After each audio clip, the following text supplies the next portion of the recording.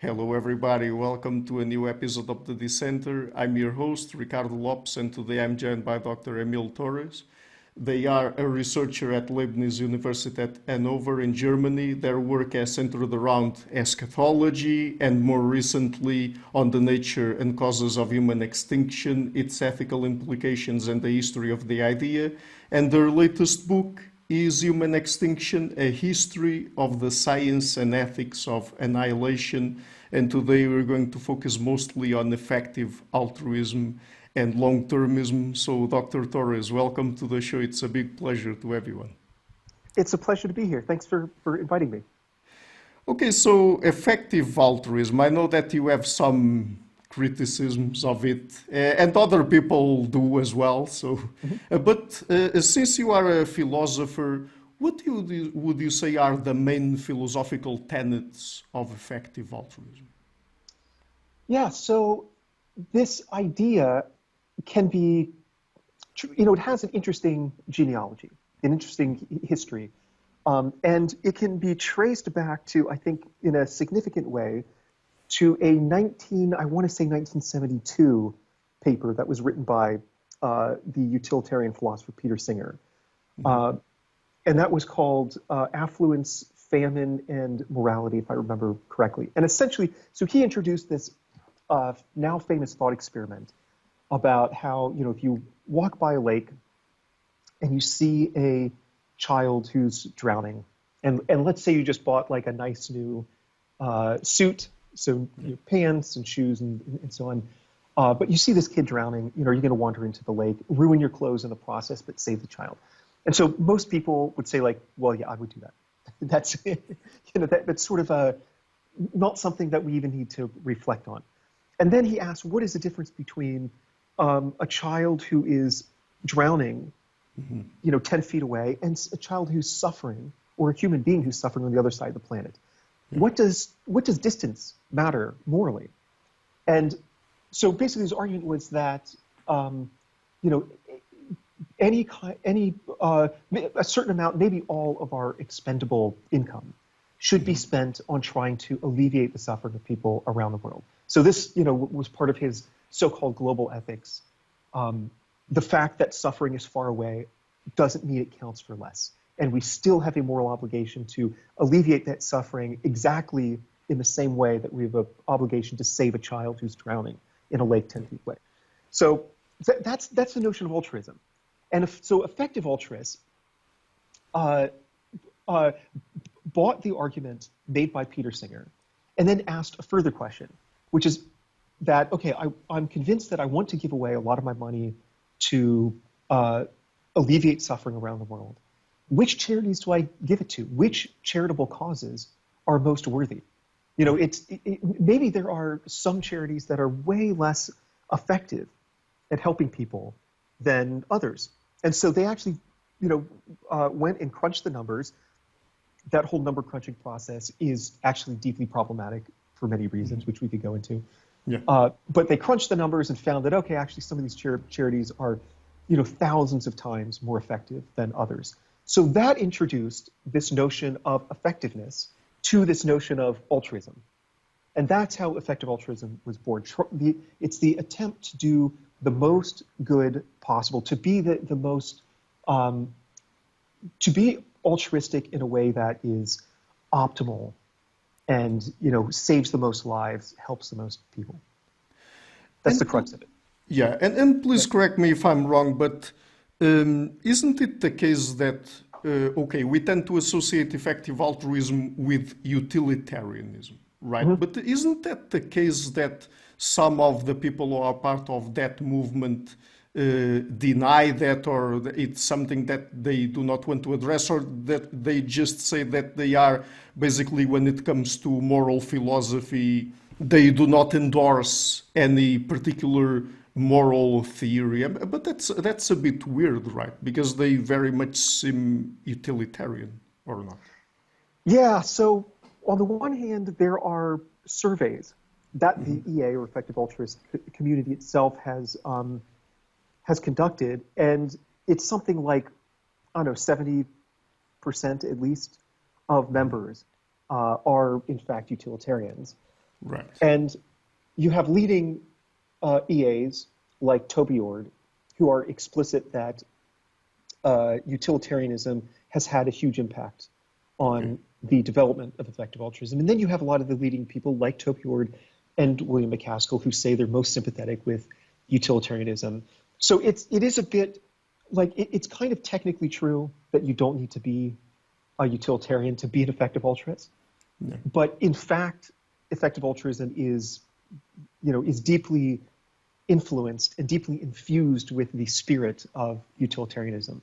So I mean, you could be like a deontologist who thinks that like morality comes down to following certain rules, for example, and then want to figure out ways to follow those rules the best. So there are potentially other interpretations of the EA that core EA imperative to do the most good. But yeah, I mean, it's pretty utilitarian in its flavor. Mm-hmm. No, I asked you that because sometimes there are critiques of effective altruism coming from deontologists, for example, that are directed at utilitarianism. And sometimes, I see effective altruism trying to dismiss those criticisms because they sort of imply that they are not really committed to any sort of theory in moral philosophy or moral theory, right? Yeah. Yeah, and I think it's just maybe a little bit disingenuous because, again, it's like, technically it's true. You could be a deontologist, but then say, okay, I also want to do engage in these like super erogatory actions, acts that go beyond what's morally required. And then there's a question of, well, how do I maximize the amount of good I do with these super erogatory acts? And so, yeah, technically it's true that one shouldn't conflate EA with utilitarianism. But again, in fact, EA is very utilitarian. The community is that way. The way that EA has grown up has been shaped significantly by utilitarianism more than any other ethical theory.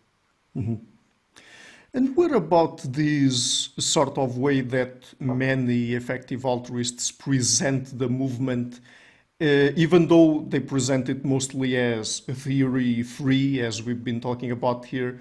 In a sense, they present it as more rational than other moral theories, right? Isn't that an issue, or can that be an issue?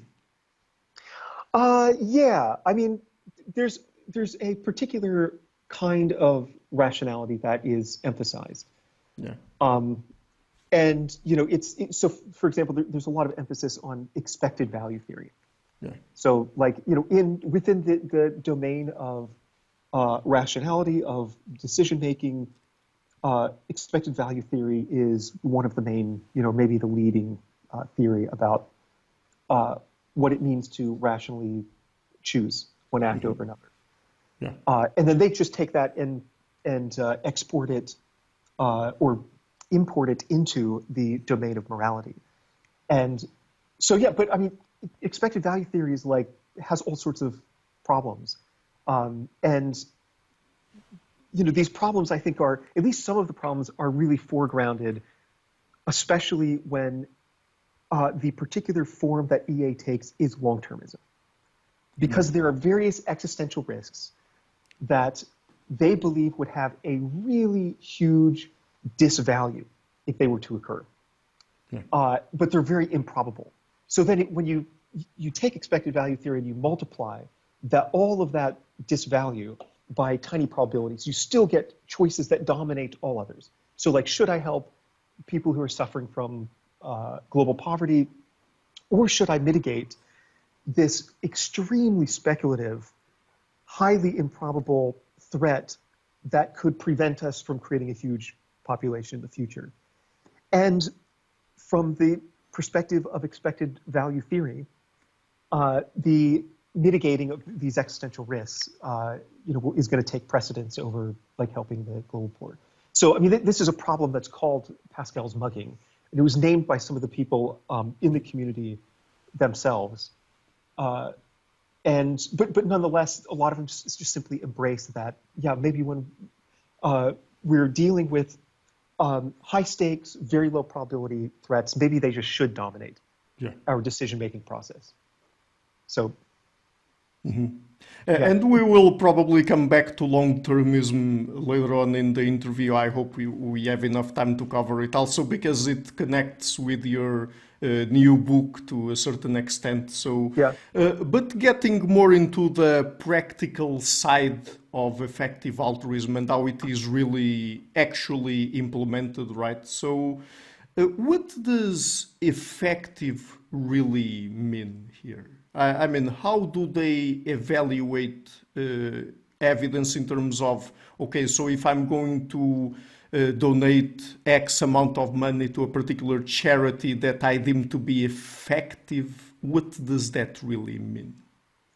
Yeah, so there is a strong bias towards the quantitative. So if the consequences, the results of a particular charity are not easily quantified, then they're going to end up being kind of excluded from the whole equation. So that being said, there are different metrics that you can use. One is, Daly's disability-adjusted life years, I believe it is, quality-adjusted life years, and these are problematic in various ways. I mean, there are disability scholars who have argued that they're pretty ableist. But nonetheless, they're an attempt to provide a metric that enables you to compare otherwise very disparate things. Like having, maybe dying young versus what's a good example?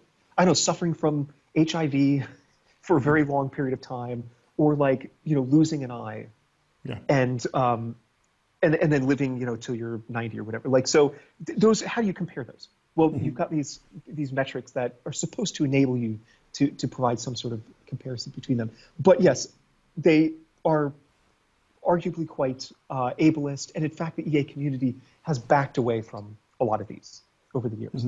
I mean, another metric is perhaps the most obvious, which is just how many lives are saved.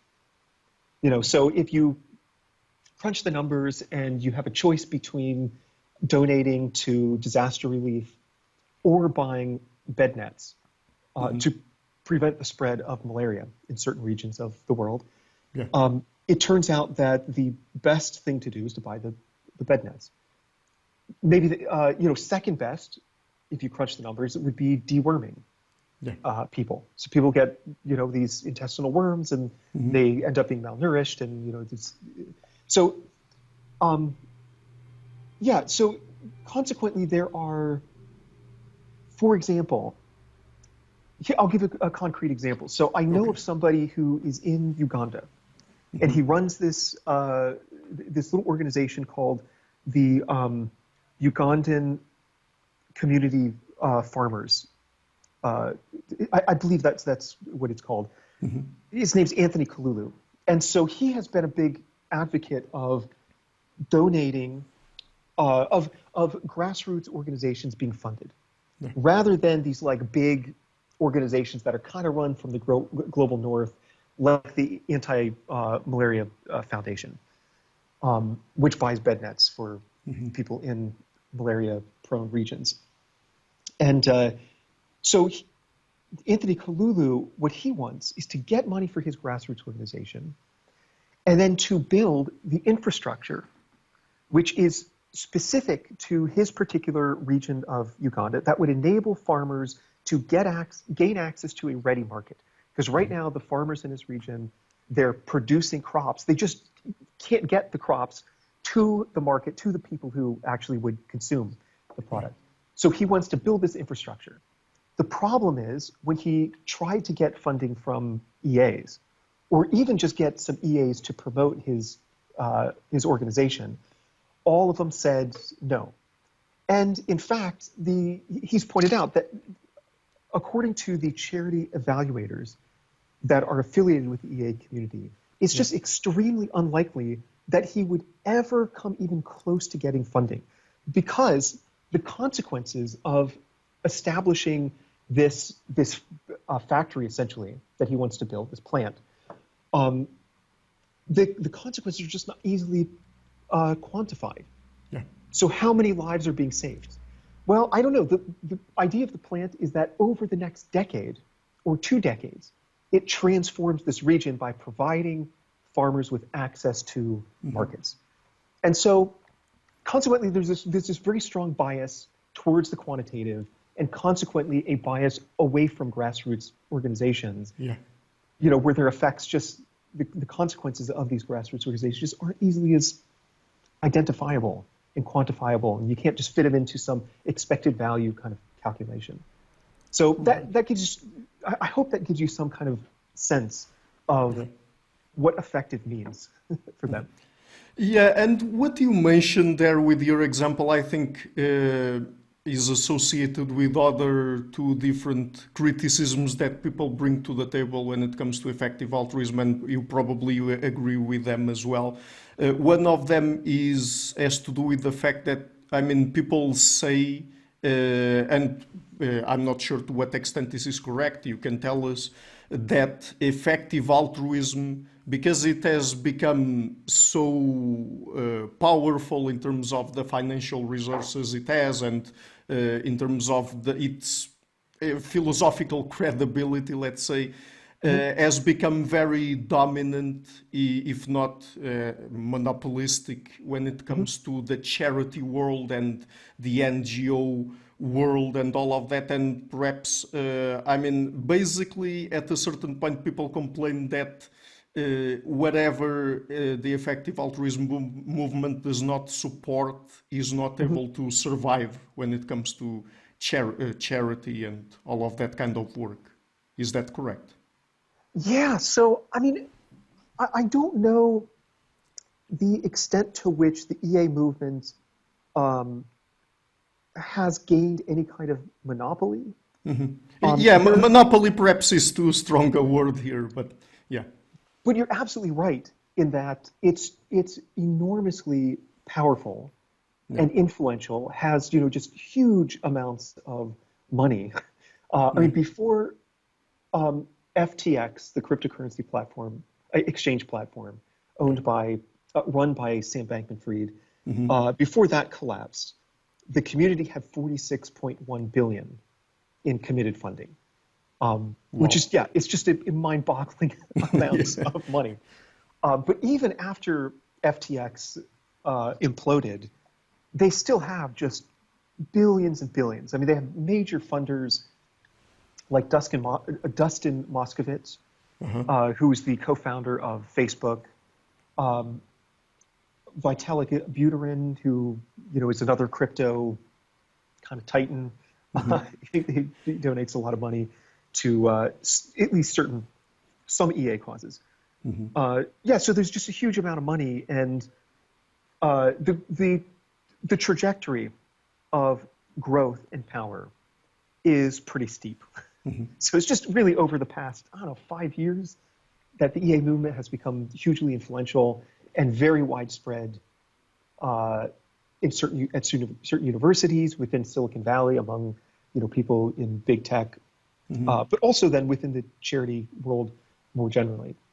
And so, so basically, like this individual I mentioned in Uganda, Anthony Kalulu, has written some really insightful blog posts about how the rise of EA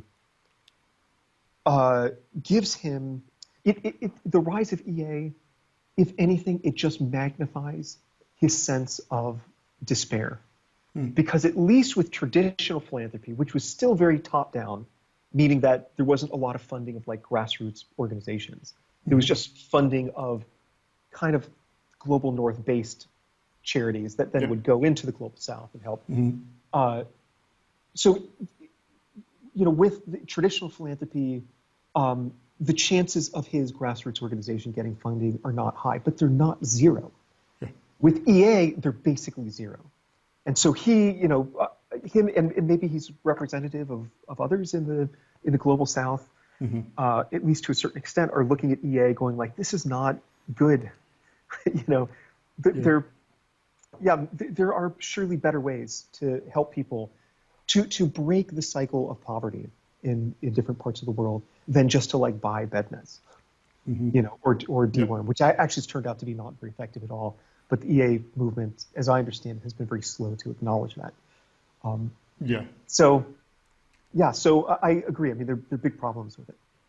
Yeah, that example there that you mentioned just there, I think illustrates what I was trying to say in terms of them undermining a certain particular charity work and stuff like that. And also some other examples are documented in the recent book, The Good It Promises, The Harm It Does, edited by Alice Crary and other philosophers and activists, right? So, I mean, there's a bunch of examples there.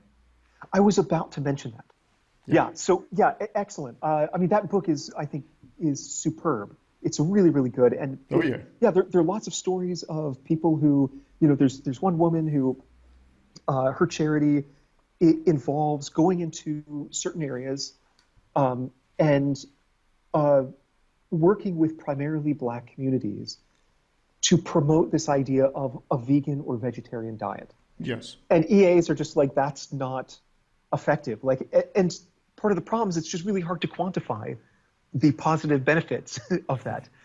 But at the same time, so, I mean, maybe this is something also to highlight. I mean, there are maybe acts that whose consequences are not easily quantifiable, but you can make a pretty compelling case nonetheless that they are the better acts. Because, for example, this charity that goes into these communities and promotes veganism, I mean, they host events which bring people from the community together.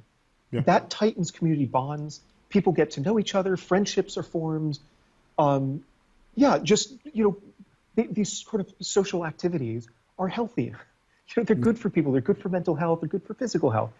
And so it's a real shame that EA just has a tendency to completely ignore that and dismiss it pretty much out of hand in favor of these much more kind of, I don't know, impersonal, like just take your money, give it to the Anti-Malaria Foundation, they'll buy bed nets, and there you've maximized good in the world.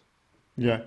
And the other point I wanted to bring to the table that other people also mention has to do with, I mean, apparently EA does not care too much about addressing systemic issues. I mean, as far as I understand it, I might be wrong, but for them, the current economic system, for example, as it is good enough.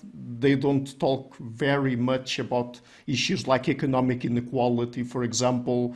They don't talk about solutions like taxing the rich more and stuff like that. So, I mean, even that idea, that criticism of some people that they do not think very much long-term seems to be correct, right?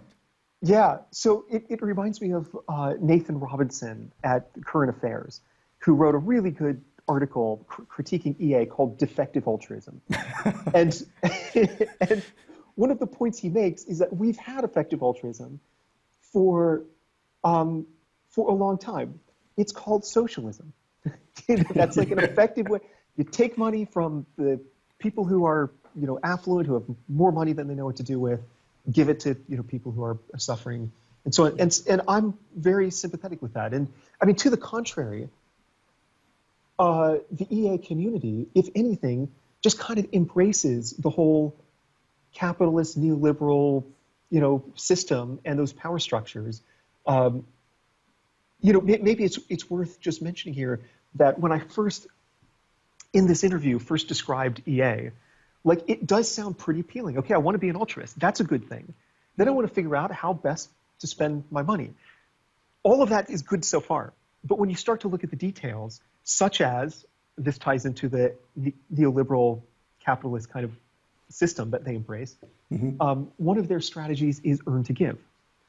And so it's very individualistic in its focus. As you mentioned, it's not about systemic change. It's about what you can do as an individual within a system that's taken as a given.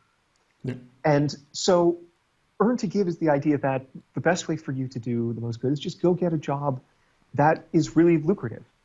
Well, what if that means that I need to get a job on Wall Street or working for a petrochemical company or maybe in crypto? We'll go do that. A lot of these jobs would be occupied by people who wouldn't be giving to charity. So counterfactually, they'd be filled anyways, and those people probably wouldn't donate. So you might as well go and fill that slot. So if a bunch of EAs went to work on for a company called Jane Street Capital on Wall Street. Yeah. Matthew Wage was one of the first. Sam Bankman-Fried worked for them as well. And then Bankman-Fried went into crypto. As a journalist put it, the aim was to, quote, get filthy rich for charity's sake. So this is the notion of earning. And the more you make, if you become a billionaire, that's good. Because then you just take that money and you'll donate it. So you're absolutely right. There just isn't any serious interrogation about the system itself. In fact, a lot of the problems that they're trying to alleviate, at least with respect to global poverty and maybe even animal welfare, those are caused by the very systems that they assume and work within in order to get rich to mitigate those problems. So it's like, actually, if you want to get the root causes of like global poverty, maybe you should be more focused on overturning the capitalist system that has enabled certain countries, or maybe just the neo-colonial legacies and traditions that continue to keep people in the global south down and people in the global north with having all the power. Mm-hmm. Maybe that's the root cause. And so rather than working within that system to try to fix the problems caused by the system itself, change the system. Mm-hmm. So, yeah. Also, I guess, because if you are a utilitarian, which you do not need to be, of course, but if you are one, I guess that addressing systemic issues would improve the lives of many, many more people, I would imagine. Yeah, I mean, it is a bit, a lot of them respond by saying, well, we don't completely ignore, systemic changes, but I mean, they really do in practice.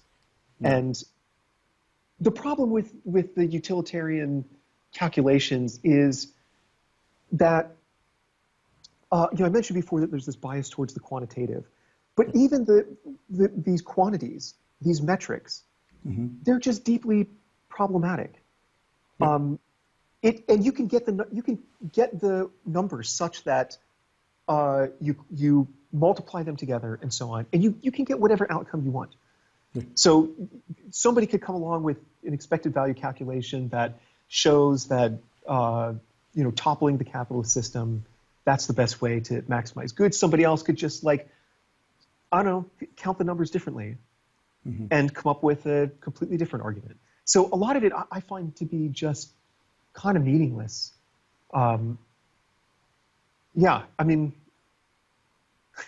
Anybody who's worked with statistics knows that they can be manipulated to get whatever outcome you want. So, that's a big problem. At this point, I know that we are all very well aware of how statistics can be very easily manipulated, right? Yeah, totally. So let me ask you one more question before we move on to long-termism, which is also a very fascinating topic, I guess. So, so charity in principle is not a bad thing, I guess, but but we have to discuss its details, right? Because particularly when it comes to philanthropic work, there are, and these are not criticisms that are levied against effective altruism itself necessarily, but against philanthropic work more generally. I mean, can't it be used with bad motives behind it? And because sometimes rich people set up charities just to launder money and to brainwash or whitewash. Sorry, brainwash came to my mind because for other reasons, but whitewash their public image and stuff like that.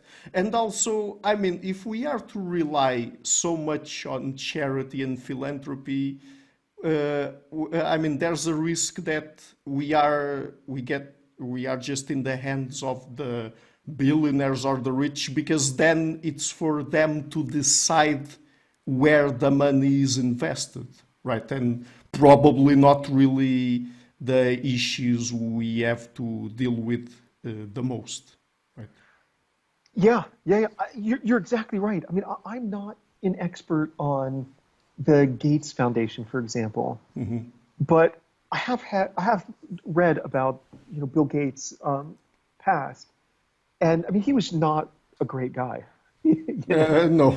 I mean, you don't become a billionaire if you're like a particularly compassionate person. There's a selection process that favors sociopaths who don't have much moral compunction or a conscience. So anyways, yeah, Bill Gates is not like great, and the Gates Foundation is definitely completely altered his public image in a very positive way. Maybe it's taken a hit recently given his affiliation with Jeffrey Epstein. I don't know. Yeah, I don't know how he's going to fix that, the reputational damage caused by that. But yeah, and it is. This is, I mean, it gets at part of the problem with this kind of top-down philanthropy, which is traditional philanthropy. Yeah. The way I think about it is there are two main components, power and wealth. And the goal with traditional philanthropy is for people in the global north, typically privileged, maybe affluent, maybe, extremely wealthy individuals, to keep all of the power to themselves and then engage in this process of transferring wealth from the, richer regions to the poor regions. And so consequently, if you're in the global north, if you're in an affluent country and you want to donate to charity, your options might end up being limited by the decisions of the individuals who have the power. Yeah. Because maybe you're going to donate to the Gates Foundation or another charity that is owned by somebody who's very wealthy, and they decide how that money ultimately is going to get spent. If you're in a poor region receiving that money, you have no choice over how the money is spent. So maybe there's like a charity from the global north that comes in and builds a school. And you're like, okay, that's nice, but actually what we really need are roads. What we really need is a food processing plant. That's so, but people who are receiving this charity have no choice, have no voice. And so that really contrasts with this bottom-up approach, which involves transferring wealth and power. So you go, okay, here's a grassroots organization. I'm going to give you the money, and I'm going to have no say over how you use it. If you want to spend it on schools, on bed nets, on roads, on whatever infrastructure, that's up to you. And there's I think a really compelling argument that is a better way to do it, because people who are on the ground, who have they have the lived experience of being impoverished in a particular region, they may be way better positioned to figure out the most effective use of the money in their particular region. So there's a one-size-fits-all kind of approach with traditional philanthropy that is not sensitive to regional variations of root causes of poverty. The bottom-up approach acknowledges that. There's maybe just 50 miles away, there may be circumstances that are just completely different. And so consequently, you give them the money, you give them the power as well to decide how to use that money. And perhaps that's the better way to do it. So yeah, I went on a long tangent there, but hopefully it's all relevant to your yes, question. It is. So getting into long-termism then, so what is it really about and where does it come from? Yeah, so if the aim of, here, I'll put it this way, the main insight of long-termism comes from basically the field of cosmology. And cosmology beginning in the 1970s started to think started to actually research in a rigorous way the future evolution of the cosmos, including our solar system. Okay. And scientists realized, okay, like Earth will be habitable for another billion years or so, at which point the sun will expand as it becomes a red giant and eventually swallow up the Earth. But the universe in general, beyond Earth, will remain habitable for just an enormous amount of time. Maybe at least a 1 followed by 40 zeros, that many years. So it's like just a really huge amount of time. And so the idea then is, okay, if we survive on Earth and then maybe spread into space, and we exist for this amount of time, and also the universe is huge. So you've got the spatial, the temporal dimension, huge amount of future time, but then also spatially, the universe is enormous, so we could go to other planets and other galaxies and so on. Consequently, the future human population could be absolutely colossal, just unfathomably large. Yeah. And so the EAs realized that, okay, if our aim is to positively influence the greatest number of people possible, and if most people who could ever exist will exist in the very far future, then maybe what we should do is focus on them rather than current day people. So, if there could be 10 to the 58, 1 followed by 58 zeros, 10 to the 58 people in the future, if I do something that positively influences like a tiny percentage of those people, that's still a much bigger number than the roughly 1.3 billion people in multidimensional poverty. So if I have a choice between helping these 1.3 billion in multidimensional poverty or positively influencing 1% of this enormous number of future people, I should do the second and focus on the far future. So that's the idea of long-termism. Like actually, maybe because the future could be so huge, the consequences of our actions could be potentially enormous. And so maybe the value of our actions has more to do with their longer term effects than their immediate consequences for people living right now. So, okay, if the value of my actions is mostly determined by the far future and not the present, then I should be thinking about the far future and how what I do today is going to affect them rather than focusing on current day people. Yeah, so that's the essence of it. Right. And so I imagine that it very much ties with ideas surrounding human extinction and existential risks, right? So what are some of the most common existential risks modern day long-termists care about? Yeah, so first of all, I would say that the definition of existential risk is basically any event that prevents us from spreading into space and creating a huge number of people in the future. Because again, it's very utilitarian, even though it's not necessarily utilitarian, but it is very utilitarian. So the more happy people there are in the future, the more total value there is in the universe. That matters because utilitarianism says that the only thing that matters is how much total value there is. The more total value, the better. So we have a moral obligation to ensure that these people exist to maximize value within the universe as a whole across all future time. Right. And so, so any existential risk is anything that would prevent us from realizing all of that future value. And particular scenarios that have been identified range from the sort of obvious, like thermonuclear conflict, to the very speculative. So some long-termists think that we might be living in a computer simulation, and maybe the simulation gets shut down, and consequently we can't realize our long-term potential in the universe because we don't exist because somebody pulled the plug. And so this is an idea that it's taken pretty seriously. I mean, Elon Musk is a long-termist. He's written that it's a close match for my philosophy, more or less quoting.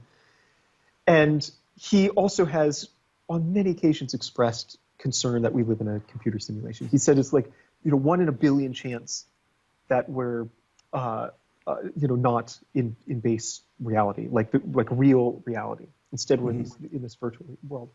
So this idea has been pretty influential and is taken seriously by a number of people. So that's one. That's an example of a kind of exotic, speculative, philosophical kind of scenario that could instantiate existential risk, causing an existential catastrophe.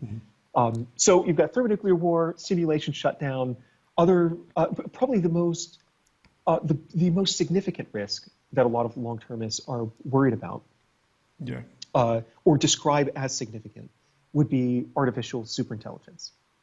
So maybe we create this, GPT like 6.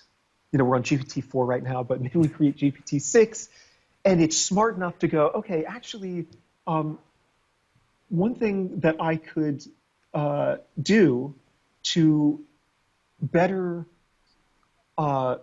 meet the goals that I've been given is to actually take a moment, step back, and try to improve my own code to make myself even smarter, quote unquote smarter.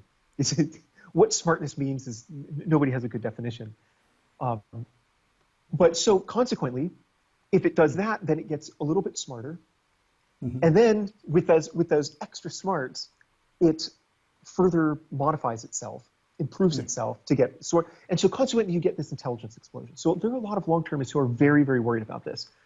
I know for a fact that many people who are either long-termists or have been influenced by the long-termist ideology, young people, are extremely worried that we're on the cusp of total annihilation. Like many of them truly believe that we're going to die in the next 5 years. Everybody's going to die on Earth.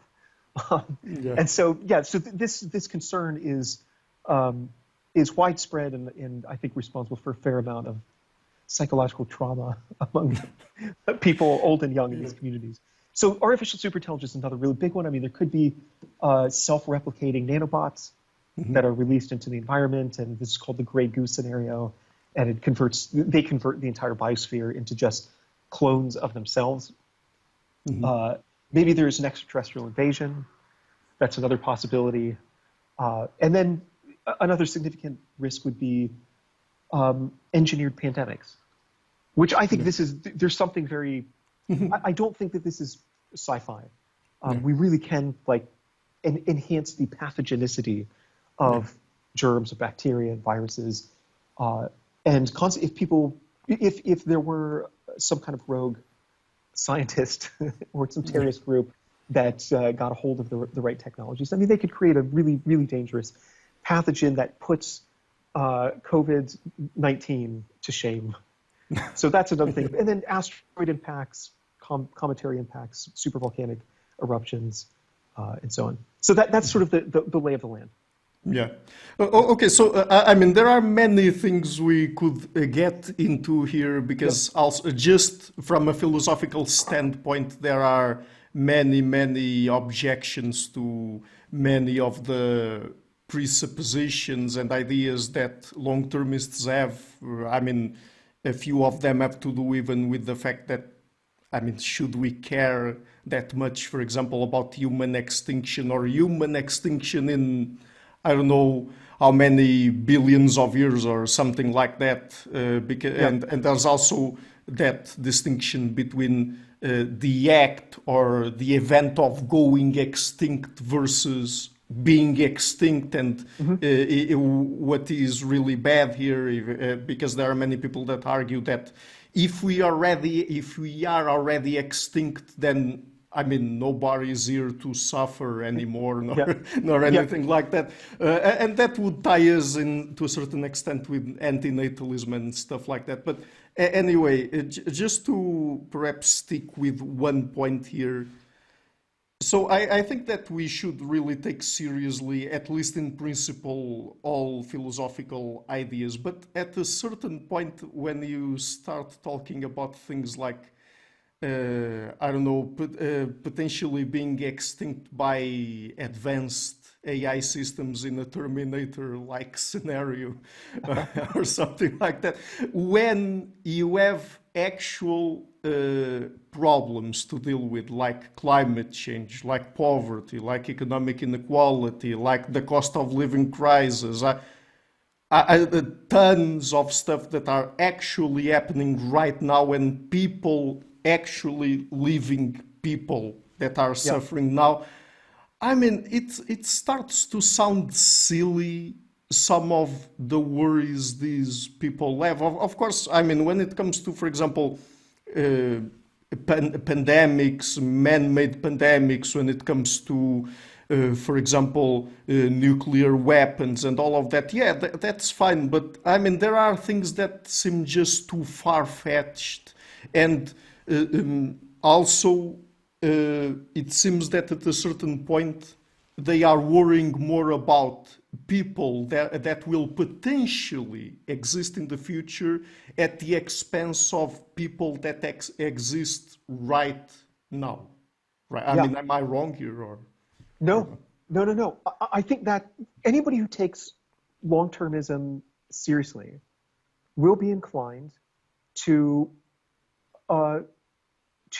dismiss or minimize or trivialize the suffering of people in the present, except insofar as focusing on this present day suffering is useful for influencing the far future. So it's not like a rule that you just don't care about current day people. It's just that it's just a numbers game. There's so many people in the future. There's so few people right now. Maybe there are things that involve, like maybe the best way to influence the far future is by alleviating global poverty. In which case they would alleviate global poverty, but only because they're concerned about these far future people, only because there are so many of them, or there could be so many of them. And so, and so ultimately it does, this sort of numbers game. I mean, part of the problem is it's not just expected value theory. It's when it comes to calculating the value of different actions. Like, do you include merely hypothetical people in the calculation? Or do you include just actual people, and maybe just the people who are very likely to exist in the foreseeable future? So those are two options. Maybe it's just you add all these hypothetical people, or you just focus on more or less actual people. Well, if you include hypothetical people, then the far future wins every time. Because there's so many possible people in the future. That's why long-termists are obsessed with calculating how many people could exist in the future, especially if we not just colonize space, but become digital beings. In fact, colonizing space will almost certainly require us to become digital beings already. And then once we're out there, we can create these huge computer simulations in which you have all these digital people existing. So when you include them, you get calculations, these are actual calculations, like within the Milky Way alone, and I believe, let's see, is this per century? It might be per century. There are 10 to the 45 digital people who could exist. Within our cluster of clusters of galaxies. So a cluster of clusters of galaxies that's called the Virgo supercluster. Nick Bostrom, the father of long-termism, calculated that there could be 10 to the 38 digital beings per century. And so, I mean, these are supposed to be lower bound calculations. So at least that many people. So yeah, anyways, this is why they're so obsessed with calculating how many people there could be in the future. And yeah, once you include these hypothetical people, then the far future it's just so much bigger than the present. Let me just interrupt you there for a second. Sure. But even those calculations, they are highly speculative, right? Absolutely. I mean, because wouldn't you have to know the exact number of habitable planets, for example, and how many people they could carry? So they would say that the particular numbers don't matter. The fact is that they're huge. So maybe they're off by many orders of magnitude, but still the number of hypothetical people who are there sort of ghostly awaiting us in the far future, that number could be huge, and that's all that matters is what they would say for their. But you're totally right in terms of the calculations themselves. I think a lot of them are basically meaningless. I mean, there are a number of reasons for that. One is, you're right, we don't have like there could, our estimates of how many suns there are, for example, stars there are, that could be off by quite a bit, but also like just this notion of individual digital people strikes me as very strange. Because if you have people who are just code, then you may have a world. Some people in this community have argued this, which is post-individual. Because imagine that we're just code. I could take a little piece of code, give it to you. You could integrate it into your mind. Maybe there are like distributed selves, and there are hive minds, and they're all. How do you individuate these entities? So when they talk about like 10 to the 48 people in the Milky Way galaxy, it's like, yeah, I don't know. Maybe it's just one person, and all of these, what would otherwise be described as individuals, are just little nodes in this kind of distributed consciousness. So is that 10 to the 48 people, or is that one person? I don't know. Yeah, it's an ontological mess, And also the other thing here is that, okay, so we're already talking about hypothetical people anyways. I mean, it doesn't matter if it's 1 quadrillion, I mean, it doesn't matter. But even Can I add something real fast, if you don't mind? Oh, yeah. Just because you said, it doesn't matter if it's, you could, I mean, really, it could be an infinite number. Yeah. Because it's not impossible. If you ask a physicist, it's not impossible that we escape the heat death. So the universe is supposed to die in this heat death in a very, very far future, 10 to the 100 years from now. It's entirely possible that we tunnel into a neighboring universe in the multiverse. In which case, if we do that iteratively, there are an infinite number of people. Yeah. And then you don't have a Pascal's mugging situation, which is what I mentioned before. You have a Pascal's wager situation, infinite value in the future. That is going to dominate everything else. So I hope I didn't derail your thought there. But just... No, not at all, not at all. I was just going to say that, I mean, with the exact number of people, I don't know if it matters that much, because, I mean, let's say that it's many more people than the ones that exist right now, around 8 billion. Let's say that we were to care about 450 trillion people in the future. I mean, if they were to know for sure, or even if not for sure, but if they were to know that by sacrificing the lives of the currently living, not the entire 8 billion people, but let's say 7 billion people, they would be saving the lives, and I'm not putting any specific scenario here on the table, I mean just a total hypothetical, they would be saving the lives of 150 trillion people in the future. I mean, at what point is it too much of a sacrifice to save these hypothetical people? Because I mean, is there a limit to it for how much of the lives of the people who are currently living you would be willing to sacrifice to guarantee the future of a massive number of future people? I mean, do you get what I'm trying to get at? Absolutely. Yeah, and so I mean, if you take utilitarianism seriously, there is no intrinsic difference between somebody who has a life with the value of 100, let's just say, dying. There's no intrinsic difference between that and somebody who could have a life with the value of 100 never being born. In both cases, the universe is deprived of value that it otherwise could have had or would have had, right? And the point is just to maximize value. So here you've got this little value container. That's what utilitarians think a person is, who has 100 units, and you remove that.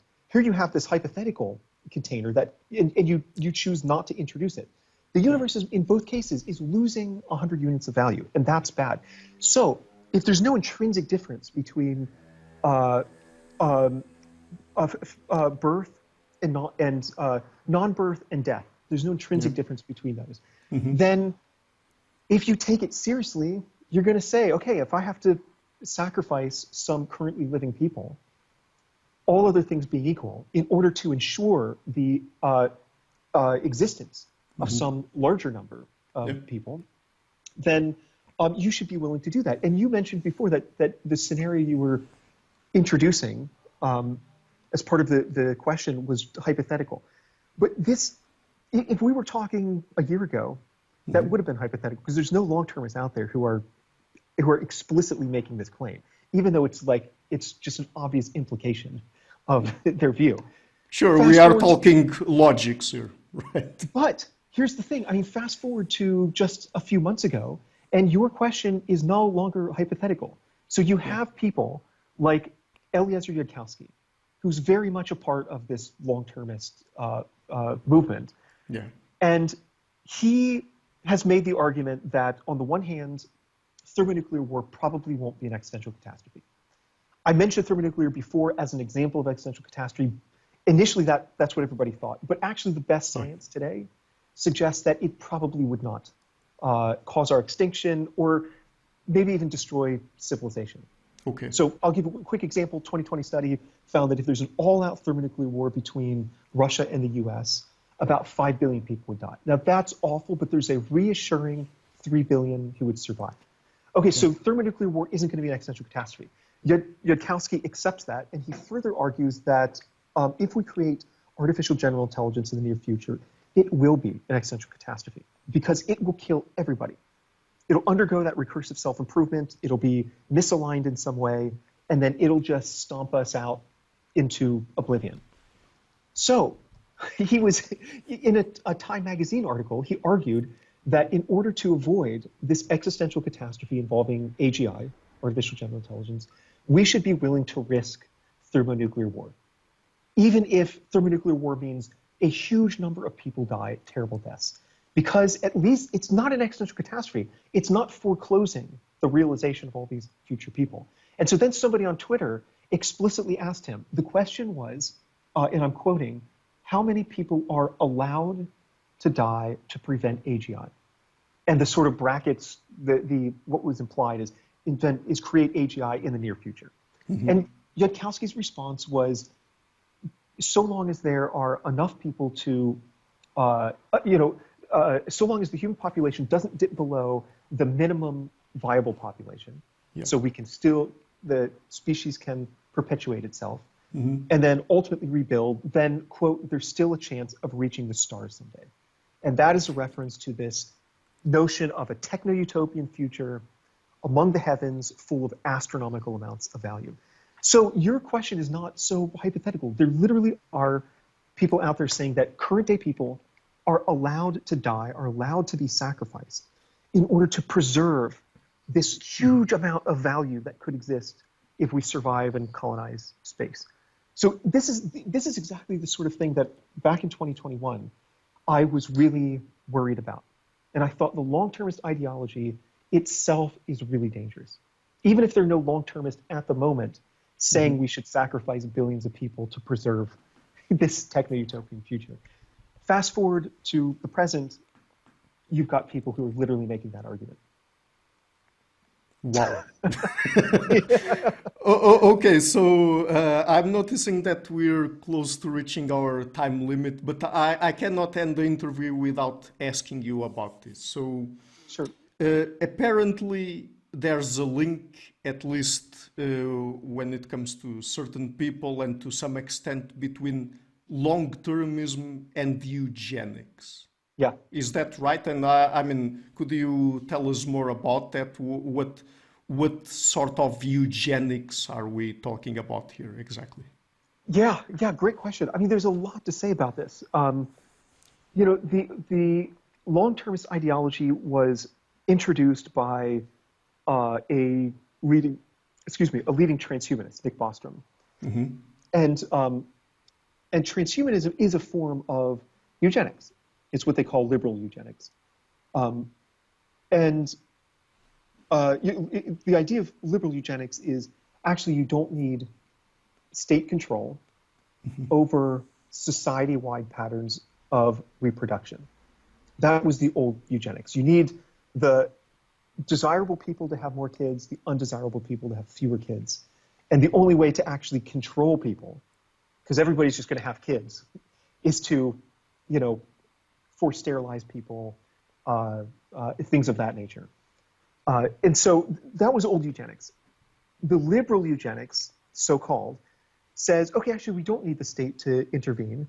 We've got these emerging technologies like biotechnology and synthetic biology, genetic engineering, maybe future nanotechnology or AI, that individuals can use to the extent that they wish, by their own, on their own volition, freely chosen to then radically modify themselves to become this kind of superior member of a superior race of post-human beings.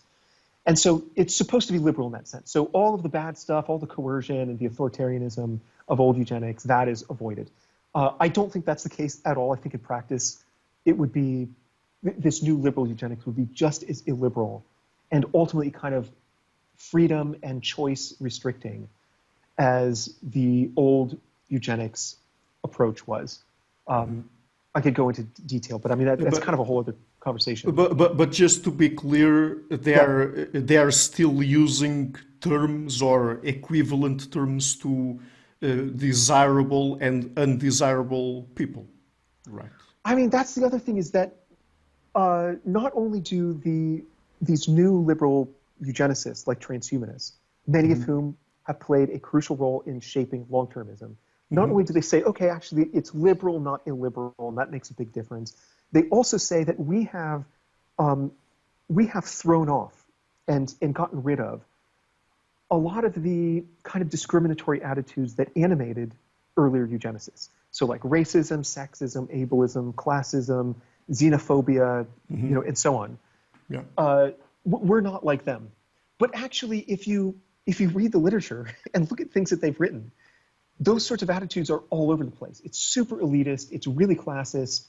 There are definitely worries about, I mean, explicitly, there are worries about people who are less intelligent, whatever the hell that's one example I was going to mention. They care very much about intelligence and also about poor people reproducing, for example. Yeah, I mean, Bostrom wrote that if you look around the world, you'll see that intellectual achievement is negatively correlated with fertility rates. So think about where fertility rates are the highest. Think about like, oh, well, most of the people who've won the Nobel Prize are like in the global north. Yeah, I wonder why that is. It's, and there is concern that, well, if this keeps happening, then, humanity is going to become less intelligent. Intelligence is completely ill-defined. Oftentimes it's associated with IQ, which is a terrible metric of intelligence, which is basically, crafted by eugenicists in the 20th century, oftentimes used to beat down marginalized peoples. I mean, if they invented an IQ test, if these white men invented an IQ test, and it turns out that black communities in the US scored higher, I have no doubt that they'd say that something's wrong with the test. Like they wouldn't say, oh, what an interesting discovery. We are intellectually inferior. So there's just a long racist history with this test. And so the whole notion of intelligence is just completely weird, and long-termists, transhumanists and so on are like really obsessed with it. Many of the great scientists didn't have high IQs. Feynman had IQ that was relatively low, 126. A lot of great artists throughout history probably wouldn't have scored well on the IQ test. I mean, there's just problems just abound. But yeah, you're totally right that intelligence is this obsession with them, and so as part of their sort of transhumanist vision, part of their version of eugenics, it is about one of the main tasks is to augment our intelligence, in scare quotes, and that's something that matters a lot to them. Yeah, I mean, in this particular case, I don't tend to have much of an issue. Of course, that bit you mentioned about the relationship between IQ tests historically and eugenics, yes, that's true. But I don't tend to have much of an issue with IQ tests themselves. But I mean, in this case, even if IQ tests are really measuring intelligence, the only thing that they're saying is that we should value what they think should be valued, right? Because I mean, there's many more things out there to be valued apart from intelligence. Right? Totally. Yeah.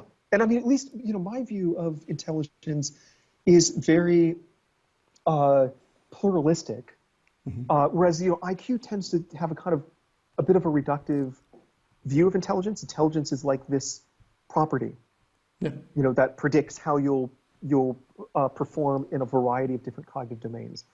Whereas I mean, just to emphasize this point, like, I just think intelligence is so much more than that. And there are, creative geniuses who, like, otherwise, like, can't do math, and and then there are, So I think in embracing the diversity of kinds of intelligence and celebrating that means sort of going beyond the IQ test. But you're right. In addition, there are all sorts of other attributes that have nothing to do with intelligence, or at least not directly, which we also would value. Creativity, insight, wisdom. I mean, that may or may not have anything to do with intelligence or insight. So yeah, I agree with you.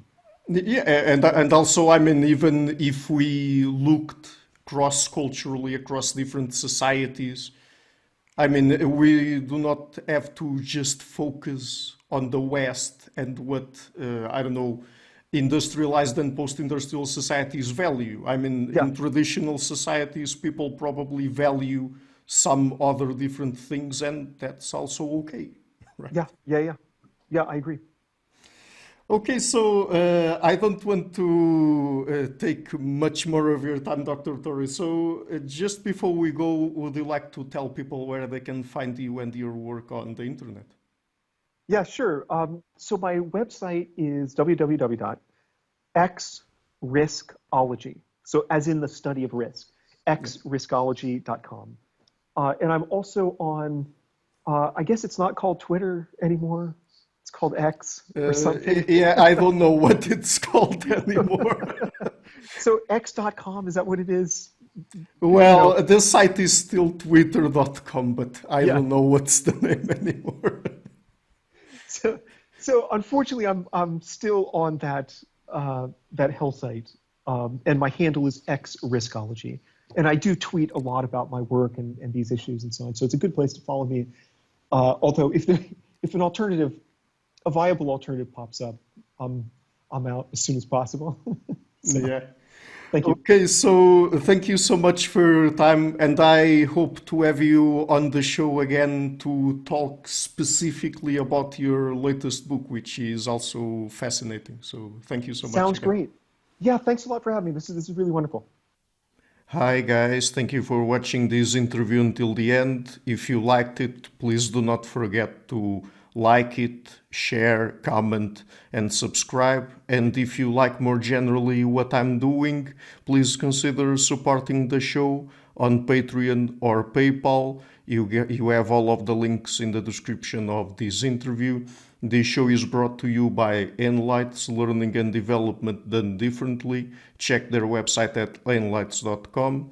I would also like to give a huge thank you to my main patrons and PayPal supporters: Per Erge Larsen, Jerry Muller, Hans Fredrik Sunda, Bernardo Seixas, Olaf Alex, Jonathan Visser, Adam Kessel, Matthew Whittingbird, Arno Wolf, Tim Hollis, Henrik Alenia, John Connors, Philip Force Connolly, Robert Windager, Rui Inácio, Zup, Marco Neves, Colin Holbrook, Simon Columbus, Phil Kavanagh, Michael Stormir, Samuel Andreff, Francis Ford, Tiago Dunes, Alexander Dunbauer, Fergal Cusson, Hal Herzog, Nuno Machado, Jonathan Librant, João Linhares, Stanton T, Samuel Correa, Eric Hines, Mark Smith, João Weira, Tom Hummel, Sardas France, David Sloan Wilson, Yacila Dez Araújo, Romain Roach, Diego Londonho Correa, Yannick Punter, Adana Rusmani, Charlotte Bliss, Nicole Barbaro, Adam Hunt, Pavel Ostazewski, Nelek Bach, Guy Madison, Gary G. Hallman, Sam Afzal, Adrian Yegi, Nick Golden, Paul Tolentino, João Barbosa, Julian Price, Edward Hall,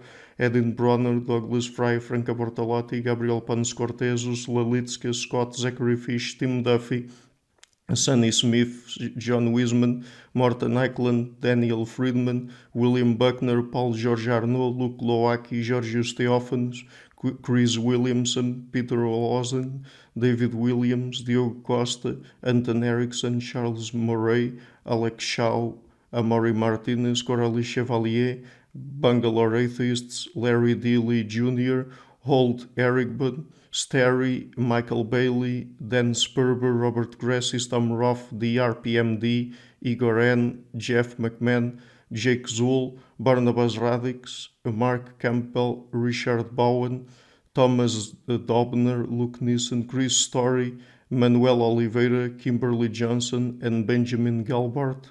A special thanks to my producers, Cesar Webb, Jim Frank, Lucas Stafiniak, Tom Vanagdam, Bernard Hugni, Curtis Dixon, Benedict Mueller, Vega Guidi, Thomas Trumbull, Catherine and Patrick Tobin, John Carlo Montenegro, Robert Lewis, and Al Nick Ortiz, and to my executive producers, Matthew Lavender, Sergio Quadrian, and Bogdan Kanivets. Thank you for all.